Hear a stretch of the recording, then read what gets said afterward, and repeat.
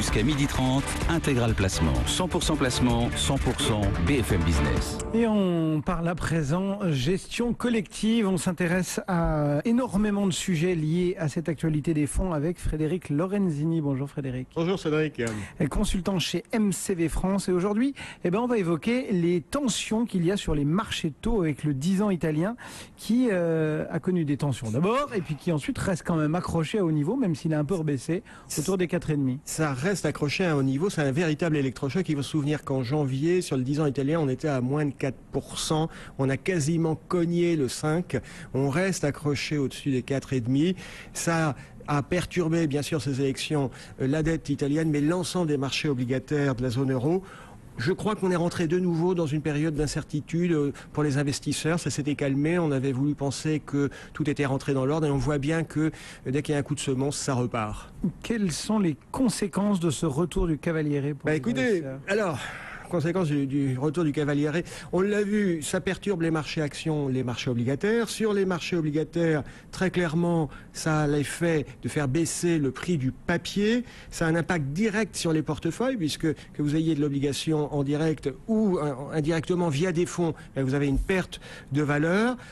Ce mécanisme, on le connaît bien, quand les taux montent, le papier baisse de valeur, puis à l'inverse, quand les taux se détendent, le papier, lui, profite. On le voit si on regarde la valorisation d'un ETF, le iShares Spain Treasury Bond, qui investit en obligations d'État espagnol. Si on regarde comment il s'est comporté au cours des 3-4 derniers mois, c'est un indice qui a pris entre 8 et 10%, tout simplement, mécaniquement, parce qu'il y a eu une détente sur les taux d'intérêt. Donc si on repart là sur une hausse, ça veut dire que pour les porteurs de papier, il va y avoir une perte de valeur. Quels sont les autres risques que l'on peut pointer du doigt pour les investisseurs ? La duration.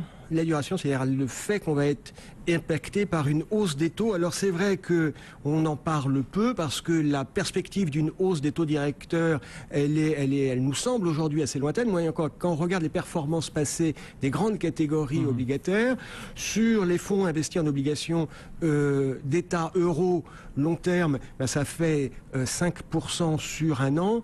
Les obligations d'État à court terme ont fait un petit 2% sur la même période sur un an. Donc on voit bien qu'il y a une sensibilité sur les taux qu'il va falloir gérer parce que je pense qu'on va rentrer dans une zone tumultueuse. Ça vous semble vraiment probable ? Il y a une news qui est passée relativement inaperçue hier, c'est l'OCDE qui publiait ses chiffres d'endettement public. Ce que nous dit l'OCDE, c'est les besoins d'emprunt brut des administrations publiques de l'OCDE vont encore augmenter en 2013. On va atteindre 10 900 milliards de dollars. Entre 2012 et 2013, les stocks de dette publique de l'OCDE sont passés de 36 à 38 000 milliards.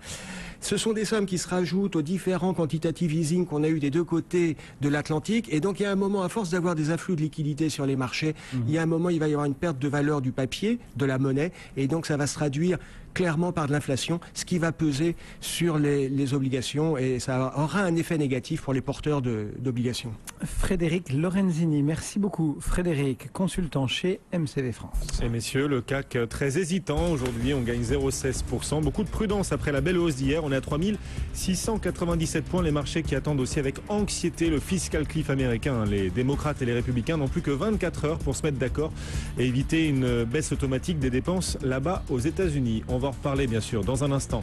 Au cœur du journal de l'économie, ce sera avec Aurélie Planex. Et puis juste après, on répondra à vos questions.